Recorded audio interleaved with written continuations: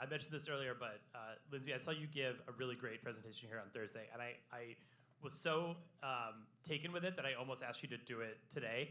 But it was about why you should take your AirPods out and not walk around with headphones all the time.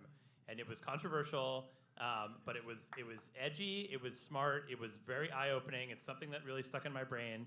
You had a lot of great quotes in there, like the revolution needs your ears and things like that. So you gave a really great and detailed hour-long presentation on it. Can you distill it down to 30 seconds for us right now? Hold on. No, just kidding.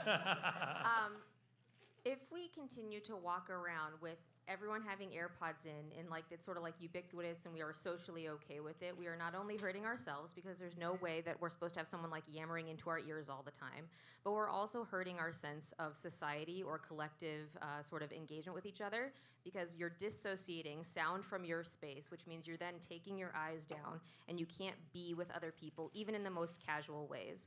And I was really grateful that Caveat gave me the space to do this because it's the thesis of my next book, and I was very nervous about it, but it was actually really, really well received. Yeah, people were like, you make me want to throw my AirPods away.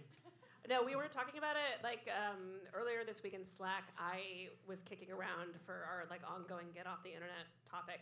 I was like, I think my latest thing is I really need to refocus on like trying to not have my goddamn headphones in all the time because I'm totally compulsive about it. I have been for like 20 years, and just was like personally recommitting to this. And Tim was like, funny you should say that. Lindsay just gave a presentation about this, and I'm dying to know why it's bad for me.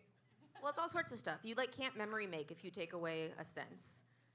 You can't memory make as well. You can't process. Well, that's just like. Okay. I need a minute. Is it the memories or what? I mean, if we think about what our ears are for, ears can't close. You can't like stop out sound. We decide to block them out. And so there's like the very things that we need our ears for, like sensing danger, sensing intimacy, sensing whispers, sensing plans. But it's not let someone advertise into me all the time. And I think the thing that was most exciting to me about this research is my students have been running this little experiment on whether or not you're likely to buy a product, believe a romantic entanglement, or believe a political sort of conversion to an idea on whether or not the sound originates in your ear in an AirPod or whether it comes from a speaker, hits your ear, and your brain has to process it differently. And though it is ongoing, there is some dissonance that it seems like happens when the sound starts in your brain that you're more likely to say like yes to it versus what happens if you, yeah. Whoa. Yes. So there's a lot. It's one of the perks about working at an engineering school is having a lot of brilliant undergrads to sort of like help me flesh out all the different science paths. Yeah. That brings up this good point. Shop at Bonobos. I have a discount code. My small counterpoint to the whole like don't have things in your ears is just like the train brakes. Yes. Like I need to block that out. But everything else, like 100%. And the other people who are playing their music out loud, which you did talk about on Thursday a little bit, as kind of the price of being society.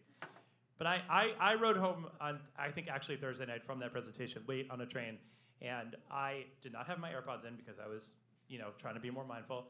And there was a man on the train just blasting reggae music.